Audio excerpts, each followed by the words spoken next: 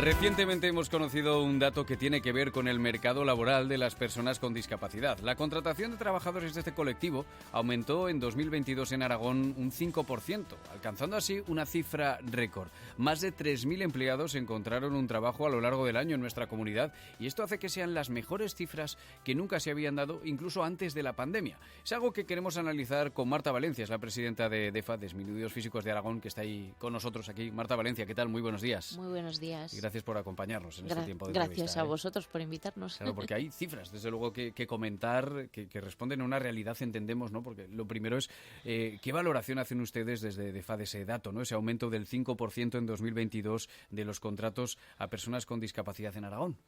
Hombre, la verdad que muy positivo, porque con la pandemia hubo una eliminación de puestos de trabajo de personas con discapacidad muy importante. Entonces, la verdad que en eso estamos contentos. Y contrastando con nuestros datos de la agencia de colocación, sí que vemos que ha habido un aumento en el caso de nuestros datos, del 3%, con lo cual, más o menos, van parecido ese incremento. Con lo cual, estamos muy contentos pues de que haya una concienciación en el que podemos trabajar, porque hoy en día el trabajo pues es la autonomía personal, ¿no? Para poder llevar una vida propia y decidir por nuestras mismas. Datos así que tenemos en positivos, que de cada 4 trabajadores nuevos, 1 es en centro especial de empleo, con lo cual 3 a empresa ordinaria, que también es muy importante, pero también tenemos un dato negativo en el que el 66% de estos datos, y aquí hablo por los datos del ODISMED, que es el Observatorio Estatal de la Discapacidad y el Empleo, que por Fundación 11, son ocupaciones elementales, puestos no cualificados, con lo cual todavía nos falta, por un lado, mucha formación en las personas con discapacidad, mucha formación en el empresariado y en el colectivo de centros especiales de empleo, en generar puestos cualificados, porque todavía falta ahí pues mucha formación. Y además el 43% de los abandonos, las personas con discapacidad que estudian, hay un 43% de abandonos de estudios frente al 25% de personas con discapacidad. Entonces, en un momento nos ha dado grandes rasgos sí, de cuáles serían los caballos. Vamos a ir profundizando en algunos de ellos porque son bien interesantes, pero quizás volviendo a ese dato inicial que decíamos de ese crecimiento en el empleo, ¿por qué creen que se está dando, que además ustedes lo cotejan también en DEFA, ¿no? ese incremento de contrataciones? Pues por un lado puede venir por las ayudas. Por un lado hay ayudas directas y también bonificaciones en la seguridad social. Hay una diferencia entre personas con discapacidad física sensorial del 33 hasta el 65 o personas con discapacidad física del 65 en adelante o personas con discapacidad intelectual con cualquier tipo de discapacidad, salud mental, parálisis cerebral, en los que se aumenta esa bonificación. Entonces creemos que eso es muy importante a la hora de que estas medidas de acción positiva condicionen o motiven a que los empresarios y empresarias contraten a personas con discapacidad, con lo cual siempre pedimos que no se eliminen estos tipos de ayudas porque son muy necesarios para potenciar esta contratación, puesto que podemos tener problemas de más bajas o de más dificultades de acceso o más dificultades de acceso a la formación, con lo cual es importante. Uh-huh. ¿En qué sectores u ocupaciones podemos decir que se está creando ese empleo, se están produciendo esas contrataciones? Pues normalmente suelen ser en servicios, lo que es auxiliar administrativo y manipulados, con lo cual allí también tenemos la grande dificultad que con el sector del automóvil hoy en día, que cada vez está más dificultoso por los semiconductores, materias primas y demás, pero entonces ahí se van eliminando esos tipos de puestos de trabajo, con lo cual en servicios de administrativos, de auxiliares, etcétera, suele ser lo mejor. Y después aquí pedimos también el que la función pública, tanto la administración general, como digo, servicios, auxiliar administrativo, etcétera, personal laboral, pero también en educación, como profesores, y también en salud, como puede haber muchos puestos en los que podamos desempeñar, pues que ahí la administración pública sea ejemplo, ¿no?, de contratación de personas con discapacidad. Aún también. Hay una barrera todavía en ese tipo de empleos. Usted ha nombrado algunos directamente, ¿no? Y parece que que ¿por qué nos puede costar pensar que una persona con una discapacidad pueda estar dando clases, ¿no? Pues sentado, por ejemplo, en una silla de ruedas. No tendría por qué haber esa barrera, ¿no? No tendría Los conocimientos son los mismos, desde Sí. luego, y la forma de expresarlos y contarlos, ¿no? También tienen que ser los mismos. Pues sí, ahí en este caso yo creo que nos encontramos con la limitación de la formación, que la formación superior en las personas con discapacidad solo es del 18,7%. Entonces ahí tenemos que fomentar, ¿no?, el que nos sigamos formando. Pero bueno, también queda mucho porque, por ejemplo, aquí en Aragón, esto trabajando con el CERMI, con el resto de discapacidades, en la Administración General de Función Pública, sí que llegamos a un acuerdo de ver los perfiles de las personas que tenemos en nuestras agencias de colocación, ver dónde pueden encajar más, ¿no?, para estas oposiciones. En cambio, con salud y con educación nos encontramos muchas más barreras a la hora de llegar a ese acceso, o en los ayuntamientos, que también aquellos de más de 50 trabajadores también tienen que apoyar en la contratación de personas con discapacidad. Vamos a fomentar eso, mayor formación y sobre todo pues mayor concienciación por el tejido empresarial y de la administración pública de que reserven estos puestos de trabajo. Claro, nombra mucho usted a la administración pública. Le pregunto por eso si hay compromiso actualmente de esa administración pública con la contratación de personas con discapacidad. Sí, además con la modificación de la Ley de los Derechos y Garantías de Personas con Discapacidad que se aprobó en el 2019, ahí hubo una apuesta por una reserva de un 8%, que en otras comunidades autónomas, por ejemplo, no hay reserva salud mental.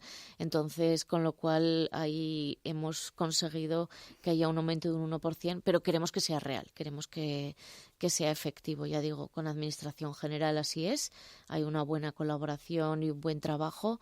Con educación va habiendo, pero con salud aún nos falta todavía. Y además yo creo que es un ejemplo para que la sanidad también se haga accesible para todas las personas. Eso es la administración pública. Y si nos vamos ya al ámbito privado, la empresa privada, yo no sé si hay también ese compromiso con las contrataciones a este colectivo. Lo digo porque además venimos de años complicados con la pandemia. Yo no sé si incluso esas contrataciones en el ámbito privado, en la empresa privada, se han podido ver resentidas. Pues eso, en el año 2020 la verdad que fue terrible, fueron datos muy malos. Hubo mucha eliminación de puestos de trabajo y, por desgracia, pues los colectivos más vulnerables somos los más afectados y fuimos los primeros que salimos. Pero últimamente sí que ha habido un repunte de las grandes empresas y en el tejido pues de empresarial aragonés cuentan con nosotros para buscar personas con discapacidad.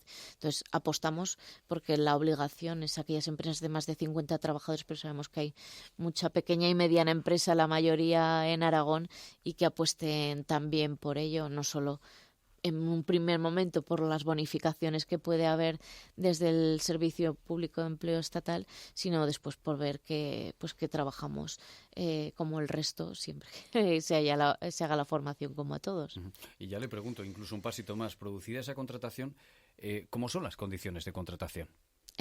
Bueno, pues por ahora en lo que son personas con discapacidad se mantiene el contrato de fomento de empleo, que es duración de 1 año hasta 3 para hacer la transformación a indefinido, que nosotros ahí lo defendemos. Ha sido una buena manera de contratación y de una estabilidad también, pero que el empresariado también pueda haber.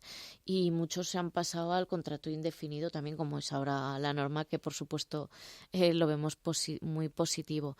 Pero aún siguen faltando, pues hay un poco de apuestas por esto, ¿no? Pues en este sentido de mover la contratación en otros puestos de trabajo, no tanto los puestos de cualificación de limpieza, servicios, manipulación, etcétera, sino puestos más cualificados. Entonces, pues desde las agencias de colocación de todas entidades trabajamos no solo con las personas, sino también con las empresas para que vean pues nuestras capacidades y las posibilidades que tenemos. Claro, esto es un poco la pescadilla que se muerde la cola, por decirlo de algún modo, porque claro, no se accede a lo mejor a puestos de cualificación, pero un poco por lo que usted decía, le pregunto, de la falta de formación, ¿no? Por ese alto grado de abandono también de cara a estudios superiores. ¿Por qué ocurre eso? Pues puede ser muchas veces por falta de adecuación de los recursos y por eso siempre pedimos accesibilidad universal, no solo física en nuestro caso, de los centros educativos superiores o medios, sino también de los currículums para que podamos acceder en igualdad de condiciones. Es que, por ejemplo, la formación superior, con los datos de Odisme del año pasado, personas con discapacidad estamos el 18,7% frente a un 38% de personas sin discapacidad, con lo cual ahí aún queda el seguir trabajando. Después ahí, yo quiero decir, en el caso de las personas con discapacidad física, que tenemos que apostar porque haya una política realmente activa de contratación de personas con más grado de discapacidad, porque la empresa tiene unas ayudas para adaptación de puestos de trabajo, pero que se quedan muy escasas. Por ejemplo, si yo, como me ves que voy en silla, voy a necesitar un aseo adaptado o un ascensor para entrar a una empresa, con las ayudas que hay no son suficientes. Entonces, claro, eso es una inversión del tejido empresarial, que hay que apostar por esa accesibilidad universal, pero también apostar por el apoyo ahí de la administración para que haya más. En eso sí que se nota más también, según el grado de discapacidad o el tipo de discapacidad. Y le voy a preguntar también, lo citaba usted antes, los centros especiales de empleo, ¿no? No sé si otro caballo de batalla está allí, en que también haya penetración de las personas con discapacidad en el mercado laboral ordinario, aunque creo que el dato que usted daba en realidad es positivo. Creo que ya se habían producido más contrataciones, ¿no?, en ese mercado ordinario. Lo que pasa es que yo ahí no tengo el dato, y ya lo buscaré, si no ya te lo pasaré, que normalmente, por lo que os digo de la adaptación de puestos de trabajo, es que las personas que contratan las empresas ordinarias suelen ser con menos discapacidad, suelen tener menos dificultades de acceso o de adaptaciones de puestos de trabajo. Entonces, en eso hay que apostar. Los centros especiales de empleo se crearon con el objetivo de crear habilidades laborales para pasar a la empresa ordinaria, pero después de 40 años se ha visto que no, y que los centros especiales de empleo, y en nuestro caso especialmente los de iniciativa social, los que estamos las entidades de las personas con discapacidad detrás, que se tienen que apoyar firmemente, porque se da trabajo pues a aquellas discapacidades que no encuentran el trabajo, porque puede haber muchas más dificultades, salud mental, discapacidad intelectual, o, como digo, en nuestro caso, discapacidad física, pues los que somos usuarios de sillas de ruedas o más dificultades o más gran dependencia. Claro. Marta Valencia, no quiero despedirla desde luego sin nombrar, bueno, uno de los, no digo titulares, pero sí que lo estamos contando, porque además hoy es cita o nota de agenda, por decirlo de un modo. El ministro de Presidencia, Félix Bolaño, se va a reunir con la secretaria general y portavoz parlamentaria del PP, Cuca Gamarra. Va a ser este miércoles para intentar avanzar en la eliminación del término disminuido de la Constitución y reemplazarlo por el de personas con discapacidad. Bueno, es que usted precisamente es la presidenta de DEFA, ¿no? DEFA es disminuidos físicos de Éramos. Éramos. Ahora CERMI, ¿no? No, somos perdón, DEFA. Precisamente por eso iba a poner el ejemplo. A ver, en los años 70 era muy moderno el término disminuidos. Nosotros nos creamos en los 70, pero nosotros ya en el 2006 dijimos disminuidos, ¿no? Disminuidos porque somos personas con una discapacidad.